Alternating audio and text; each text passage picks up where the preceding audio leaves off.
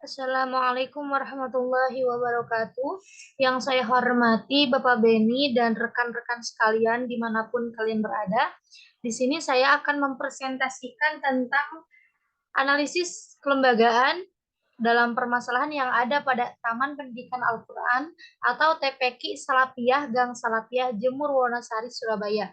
Untuk sebelumnya perkenalkan terlebih dahulu, nama saya Mas Puro dengan NIM 040204200030. Nah, maksud dan tujuan dari adanya observasi tersebut yaitu yang pertama untuk mengidentifikasi permasalahan yang ada di TPQ Salapiyah, Gang Salapiyah, Jemur Wonosari, Surabaya. Kemudian yaitu untuk menemukan solusi dari permasalahan yang ada di TPQ tersebut.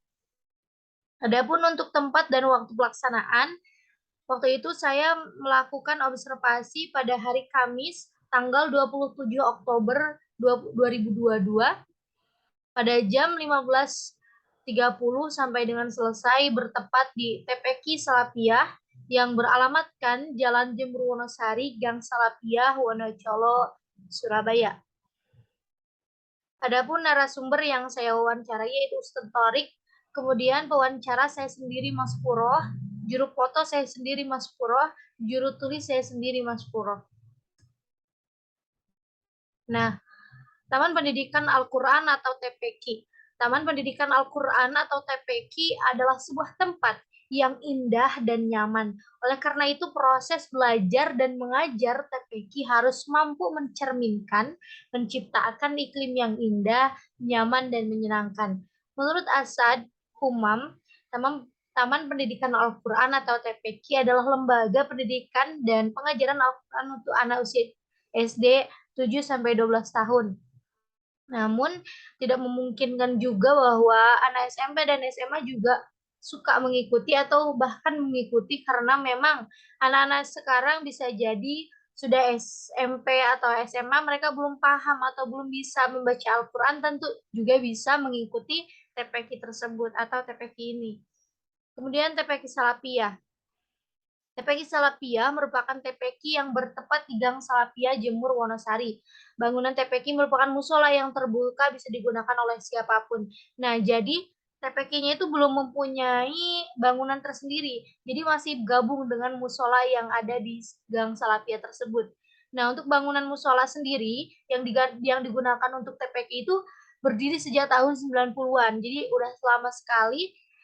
Namun untuk pendirian TPQ disahkannya ini para pengurus itu belum ada yang mengetahui secara pasti kapan sejarahnya TPQ tersebut berdiri, karena memang yang mengetahui sejarah lebih dalam adalah takmir dari musola yang ada di Gang Salapiyah tersebut. Namun dikarenakan takmir musola yang sekarang sudah memiliki lembaga sendiri di Mojokerto dan sudah sangat susah dihubungi, jadi untuk menggali informasi lebih dalam tentang sejarah TPQ menjadi sangat terbatas. Nah, di sini ada foto bagian depan dan juga bagian dalam dari TPQ Salapiyah. Untuk kondisi TPQ tersebut, bangunannya cukup luas dan juga bertingkat. Bisa dilihat bahwa bangunan TPQ ini memiliki tingkat, yaitu 2 tingkat, sehingga cukup luas untuk menampung jumlah murid TPQ yang kurang lebih ada 200 anak. Jadi kurang lebih anaknya ada 150 sampai 200. Nah, fasilitas yang ada cukup untuk menunjang pembelajaran TPQ. Namun, sejauh ini TPQ yang bertempat di Musola Salapiyah ini belum melakukan perbaikan, padahal dari segi kondisi bangunan sudah hampir berdiri puluhan tahun, sehingga sudah tua dan memang perlu ada bagian-bagian yang direnovasi, semisal toiletnya bermasalah. Nah, itu memang perlu perbaikan. Namun sejauh ini masih belum adanya perbaikan dari toilet tersebut. Kemudian dari lingkungan TPQ. Suasana di lingkungan TPQ lumayan cukup ramai karena dikelilingi beberapa kos mahasiswa atau mahasiswi UIN dan Ampel. Juga warkop di sebelahnya. Kemudian ada TK Salapiyah yang bertempat tepat di depan musola TPQ Salapiyah ini.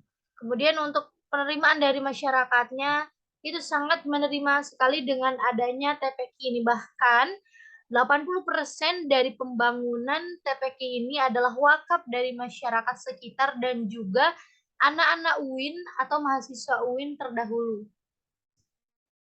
Kemudian adapun kegiatan yang ada di TPQ, yang pertama itu TPQ masuk sesuai jadwal, yaitu setiap hari Senin sampai Jumat. Dan dimulai setiap jam 15.30. Kemudian pada jam 15.30 itu para pengurus melakukan pengkondisian terlebih dahulu kepada anak-anak dengan biasanya melakukan pembacaan doa atau doa-doa pendek atau ayat-ayat pendek. Dan pembelajaran dimulai kemudian pada jam 15.45 sampai dengan selesai. Adapun pada malam hari ada ekstrakurikuler yang dinamakan Madrasah Diniyah. Selalu dilaksanakan setiap hari Rabu dan hari Jumat. Nah, untuk Madrasah Diniyah ini hanya diperuntukkan untuk kelas 6 sampai anak SMA. Jadi dari anak kelas 6 sampai SMA itu bisa mengikuti Madrasah Diniyah ini. Dan anak di luar TPQ juga bisa mengikuti kegiatan tersebut. Kemudian tidak hanya sampai di situ, kegiatan tahfizul Quran juga dilakukan setiap hari Senin sampai Jumat setelah maghrib. Dalam hal ini setiap anak TPQ yang berminat hafalan Quran itu bisa mengikuti kegiatan tersebut. Yang terakhir yaitu analisis SWOT. Yang pertama, kekuatan dari TPQ tersebut sesuai yang saya amati, mungkin dari pengurus-pengurusnya yang memiliki semangat dan effort yang tinggi karena dari yang saya ketahui antara miskom dengan atasan tidak menjadikan semangat mereka surut. Kemudian mungkin kekuatannya yaitu warga sekitar sangat mensupport adanya TPQ tersebut. Kemudian kelemahannya sesuai pengamatan yang telah saya sebutkan sebelumnya, kelemahannya bisa diamati bahwa kelemahannya bukan dari eksternal, melainkan dari internal, yaitu dari takmir atau pemimpin yayasan tersebut. Ya, itu kelemahannya ya dari miskom tadi, miskomunikasi antar pengurus, sehingga menjadikan efisiensi dari TPQ tersebut agak kurang. Contohnya, seperti yang saya ketahui, semisal ada masalah dari TPQ tersebut, yang bergerak terlebih dahulu adalah pengurusnya. Sedangkan bisa kita ketahui bahwa pengalaman dan juga pengetahuannya mungkin lebih banyak dari takmir tersebut karena dia sudah lebih dulu ada di tempat itu, sehingga itu menjadi suatu kelemahan untuk TPQ tersebut. Ada juga semisal fasilitasnya rusak. Jadi perbaikannya itu agak lamban karena miskomunikasi tadi. Jadi harus diselesaikan dulu oleh pengurusnya baru ke takmir itu sehingga baru bisa diperbaiki.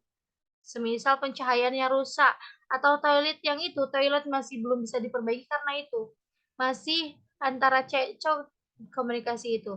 Kemudian peluangnya mungkin dari yang saya amati itu anak-anaknya cukup banyak, jadi cukup dikenal oleh masyarakat sekitar mungkin karena sudah besar TPQ tersebut. Kemudian peluangnya itu bisa mendapatkan donatur atau dana-dana dari masyarakat karena memang sudah menjadi kepercayaan masyarakat tersebut. Kemudian tantangannya itu mendapatkan donatur dari luar karena setelah yang saya ketahui para pengurus itu pernah mengajukan untuk meminta atau mencari donatur dari luar, namun karena atasan takmir tersebut menolak, sehingga untuk mencari donatur di luar itu sudah sangat menjadi tantangan bagi para pengurus TPQ tersebut. Mungkin itu saja analisis SWOT. Kemudian solusi terhadap permasalahan TPQ yang ada. Setelah saya amati permasalahan yang ada dalam TPQ adalah permasalahan yang datang dari internalnya sendiri seperti yang saya sebutkan barusan. Itu sering terjadinya miskomunikasi antar takmir dengan para pengurus sehingga efektif TPQ menjadi terhambat. Adapun solusinya adalah pengurus seharusnya meminta bantuan kepada petinggi yang ada di masyarakat, semisal kepada RT, kepala desa. Jadi memohon bantuan kepada petinggi yang ada di masyarakat tersebut agar petinggi tersebut mengkomunikasikan, membicarakan kepada tamir tersebut. Karena seperti yang saya ketahui, pengurus-pengurusnya sangat masih belia, masih muda. Jadi mungkin ada rasa sungkan untuk mereka membicarakan langsung kepada takmir tersebut. Jadi alangkah baiknya para pengurus itu meminta bantuan kepada petinggi-petinggi yang ada di masyarakat tersebut, entah itu RT, RW, atau mungkin kepala desa, yang semisal kepala desa atau RT itu mau mengkomunikasikan itu untuk mengganti takmir yang ada tersebut. Alangkah baiknya jika takmir sudah tidak bisa mengurus TPQ karena sudah memiliki kelembagaan baru, itu seharusnya diganti atau jabatannya diturunkan, diteruskan kepada memang yang mungkin lebih pantas untuk meneruskan tugasnya tersebut, sehingga TPQ lebih terarahkan kembali dan dapat berkembang lebih baik lagi. Mungkin itu saja yang dapat saya sampaikan. Mohon maaf atas segala kekurangan. Oh iya, di sini ada, mohon maaf, di sini ada dokumentasi-dokumentasi yang saya ambil ketika melakukan observasi. Oke, itu saja. Mohon maaf yang dapat saya sampaikan. Mohon maaf atas segala kekurangan. Akhirul kalam, wassalamualaikum warahmatullahi wabarakatuh.